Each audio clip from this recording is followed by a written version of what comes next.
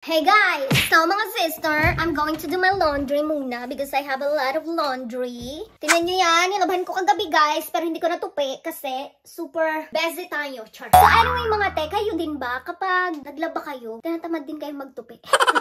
Kasi guys, ganun ako. Asipag ko maglaba, no? Pero sa pagtutupi, sobrang tamad ko. Ganong level. Kaya, you will see one of our room here sa bahay na to is yung kama, tambak ang tupiin ko. But today is the day para i-break na natin ang ating pagka-laziness. Tutupiin natin yun. Yung mga hindi ko natupi na yon for just this week lang naman. So, like, every week, talagang I tried my best na tupiin, ayusin ang aking mga laundry, you know?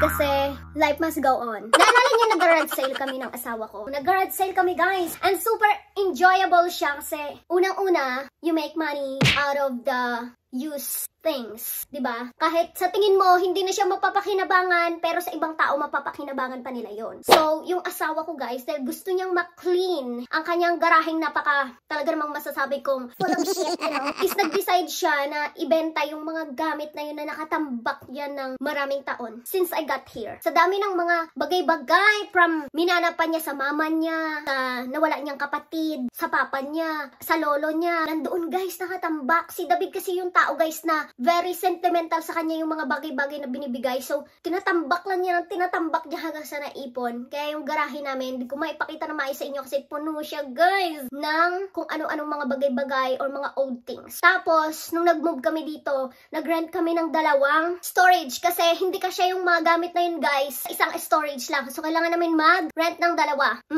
Ganong level, ganong kadami yung gamit niya, guys, na mga old things. Hanggang sa ini-encourage ko siya na ibenta yung iba kasi yung iba dun, guys, is okay pa siya. Like, magagamit pa ng ibang tao. And yung iba, hindi na mapapakinabangan, but binili pa rin ng mga tao, guys. Hindi ko maintindihan bakit ganun.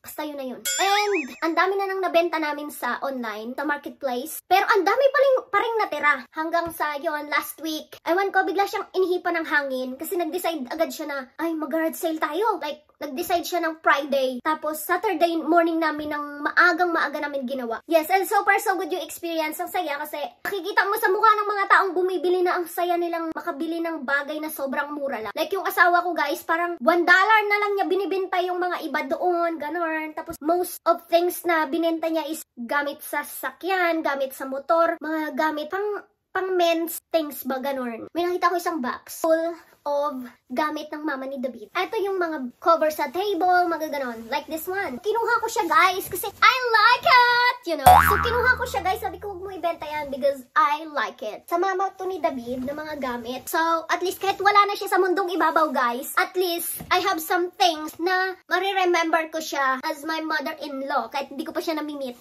Na this one is from David's mom. Ganon.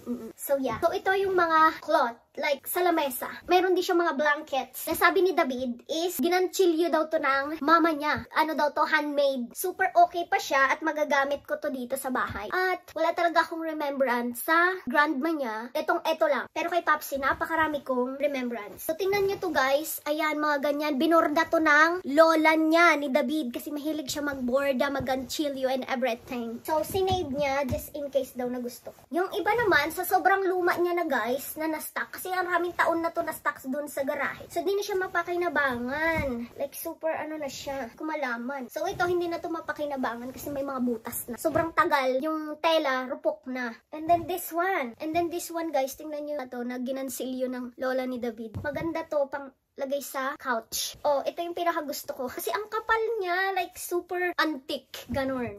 Ganong level, guys. Isisave natin to as a remembrance. Yung iba naman is mga tela sa table. Ewan ko kung pang table to. Basta ganito siya. Ganyan, guys. So, lalabahan ko to kasi the smell is very, you know, uniqueness. Sobrang, stock talaga siya ng maraming taon. Kaya yung amoy nag-iba na. And dito siya nakalagay. Kaya, hindi siya nasira or may nasira pero isa lang kasi narupok na yung niya, tela, ganun. Kaya isang hila mo lang, bukrat na siya, guys.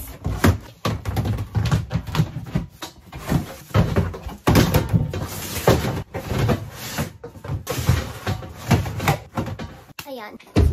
Ito yung nilaban ko kagabi. Bago ako natulog kagabi, guys, nagsalang ako ng isa para, alam mo yun, time is very important. Charot.